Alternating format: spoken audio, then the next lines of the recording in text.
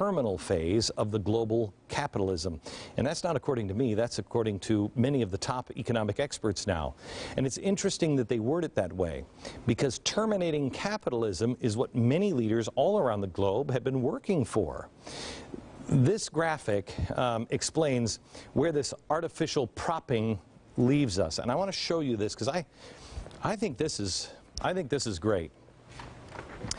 If you take an orange, and you understand that the orange is you. This is the taxpayer, the citizen. This is debt, the hand. It's the hand. The government and the banks are the ridges here in the juicer. And they keep interest rates low, which gets juice out of things.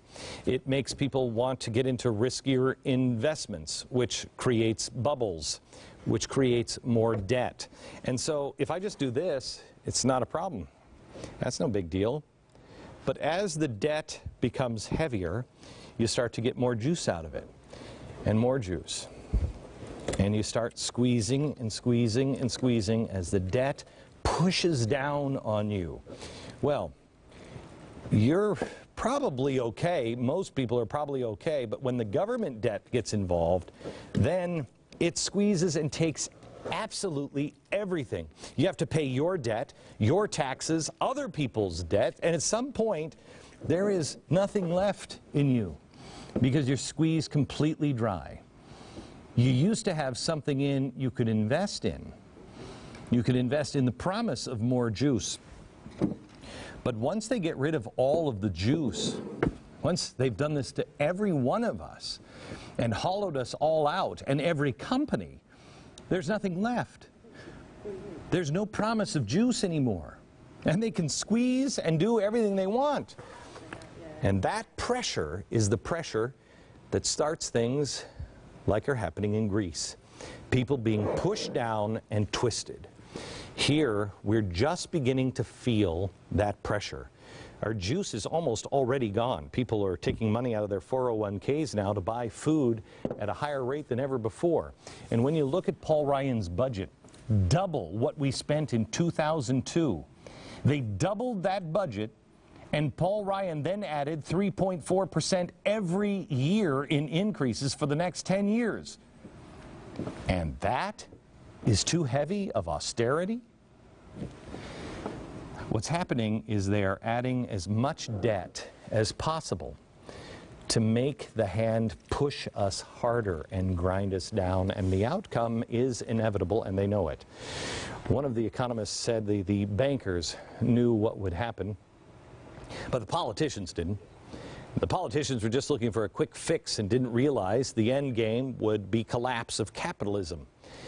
No, I'm sorry, I would have given you that in 2008, but the politicians understand all too well.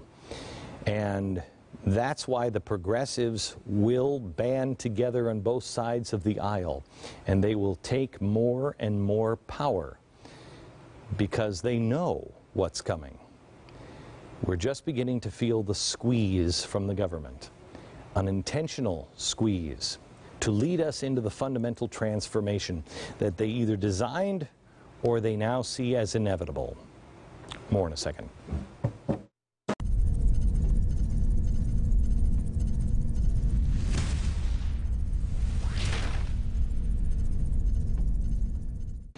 Like I said at the beginning of the show, I think you may watch me, I don't know for what reason. The one thing that I think I do well is see over the horizon. So I'm going to show you in a minute some things that are left over the horizon, and I believe I see the thing that once the media gets onto it, it'll be too late. These are some of the things that I told you before I was even on CNN. I started talking about the housing collapse, and I said, you know, it's not real. You're going to have a housing collapse, and gas prices are going to go up. And I talked about these things coming at one time or another, and they all have. Rise in socialism, rise in patriots and demonization of it. Israel would be isolated. Mideast would catch on fire. Gun control, an ammo shortage, coming insurrection. The press would become a state-run media. I said, look for the Archduke Ferdinand moment. All of these things have come to pass. Now, there are a few things that haven't. Fracture in our military, hyperinflation, assassinations, and the last one. In each of these, when I said they would happen, I said, look for these things. I was not trying to tell you the future to say, hey, look at me, I'm some sort of a prophet. I'm telling you these things so you could change the outcome. When I started first talking about the housing collapse, I was saying, please don't do this. Don't do this because it will lead to a housing collapse. All of these things, I've told you really as sign markers, mile markers on the road to the end of the West as we know it. And I don't know what lies on the other side of that. But we're getting into spooky territory, and they're starting to happen faster and faster. Each one of these, they were denied and then they happened. And once they were accepted by the media and the media started to talk about them, it was too late. This is the word of the future. This, I believe, is the last signpost on the road. Rehypothecation. We will talk about this on a later date. But this is important, and you're already seeing the beginning of it. When the media, when CNBC really starts to be talking about it, and then it jumps over to the rest of the mainstream media, when Bill O'Reilly is talking about rehypothecation, on more than one occasion, you're going to start to have, it'll be too late. So how do you do what? How do you make a golden future a rise of something that isn't based in hatred? These are all the things that end to a golden dawn or a really bad scenario. What you have to do is change one of these things. Empower one of these things. I cannot change credit default, unemployment, massive government debt. I can't get rid of a strongman or global instability. I can't change the compliant media, but we're trying.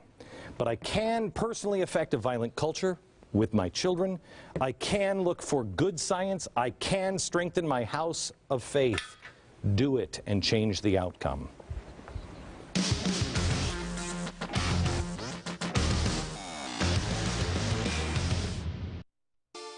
We are more than a media company.